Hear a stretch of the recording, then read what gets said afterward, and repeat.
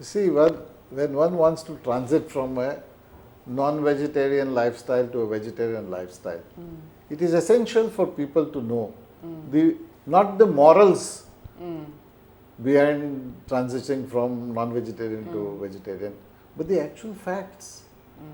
Why is a vegetarian diet considered superior to a non-vegetarian diet? If one has a proper intellectual understanding of the subject, more than 3/4 of the battle is won. But if you have it as a moral, no, non-vegetarian is killing animals and it is immoral and it causes you bad karma and all these things, and vegetarian is a more holier aspect and things like that, there will be a lot of dispute in the mind. Because your morals is your belief structure, not my belief structure, not necessarily. How can you impose your belief structure on mine?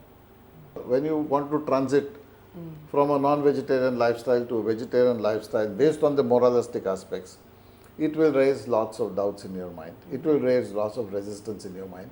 You may be wanting to do it because of certain compulsions, and the moment you force somebody to do something, there is an internal resistance that builds up. But if you explain to the person why a vegetarian diet is more wholesome and why a vegetarian diet is more beneficial than a non-vegetarian diet, then obviously the person is using his intellect. To a great extent, there is no internal resistance. All that is left to overcome is the habit. Now, which is also an important aspect. What is the habit? There is a taste. When you eat food, there is a mouth feel. There is a taste, there is a mouth feel. So you want that particular feeling in your mouth. You want that particular taste in your mouth. I transited from a non-vegetarian lifestyle to a vegetarian lifestyle. For me, it was a very smooth transition. The reason is, one, my wife was a very good cook. So we were able to bring all the flavors and all the tastes in the vegetarian food itself. So we got a huge spectrum of vegetarian food which has all the tastes and all the flavors that we have in the non-vegetarian. Mouth feel varies. Meat tastes like meat, fish tastes like fish, vegetables taste like vegetable. In life, we transit from one stage to another stage, and most of our habits are changing. No? Yes. Almost every year, we are changing some habit or the other. So how long does it take to just break this habit? Because the more dominating one is the thought process, that has been taken care of. The next dominating one is the taste thing. It's commonly believed that vegetarian food is bland, vegetarian food is not tasty, it doesn't have the range of flavors. But believe me, vegetarian food has more range of flavors and more mouthfeel than any non-vegetarian diet. Can you imagine potato itself in 13 varieties, from small ones to large ones to sweet ones to not so sweet ones? Oh my God, you get so many varieties, and each one can be cooked in at least 10 or 15 different ways. Imagine the variety just in potato. Imagine the varieties just in peas. You can add it to this, you can add it to that. Vegetables, the variety you can make. And then you are talking about the masalas, no? The high flavors. Since we were from the non-vegetarian area, so we used all the masalas to make tasty.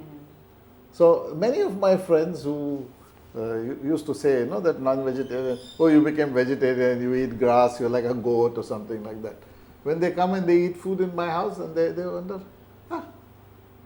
it doesn't make a little difference. It makes very little difference whether you're eating vegetarian food or non-vegetarian food. The food that you eat is as tasty. Of course it is. So, you took care of the taste. What's left? Mouth feel. Of course, vegetables can't feel like meat. There's no way. You just get used to it, damn it.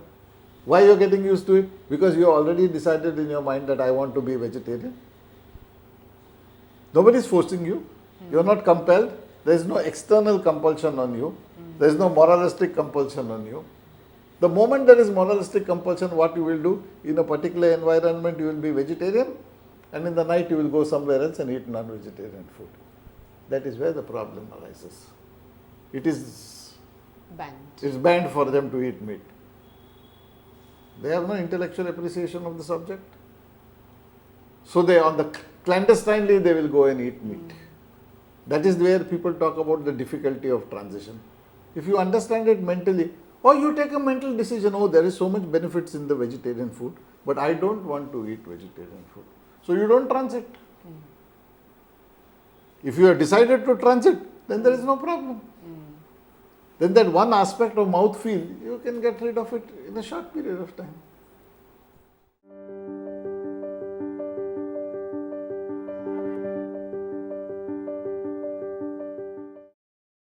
One of the, this is definitely a problem. Even I experienced it when I shifted from non-vegetarian to vegetarian.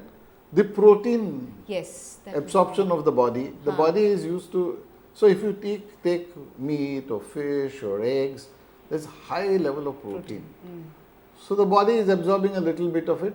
It's quite happy because that little absorption also it is getting so much of protein. The body has got used to absorbing this little amount of, only little amount. Though there is abundance available, it will absorb only little. But that little that it absorbs is sufficient for its existence. When you eat vegetarian food, the protein levels are definitely low. So how much dal you can eat? How much pulses can you have? No? So therefore, you must make sure when you have transited from non-vegetarian to vegetarian diet, and if you don't want to have nutritional loss, you must necessarily have a high protein vegetarian diet, which is not difficult. Which is not at all difficult. You add a lot of paneer, you have a lot of soya. There are lots of protein stuff available in vegetarian diets. Yes. Use high protein. You must have high protein substitutes. Nothing will happen. And keep drinking milk.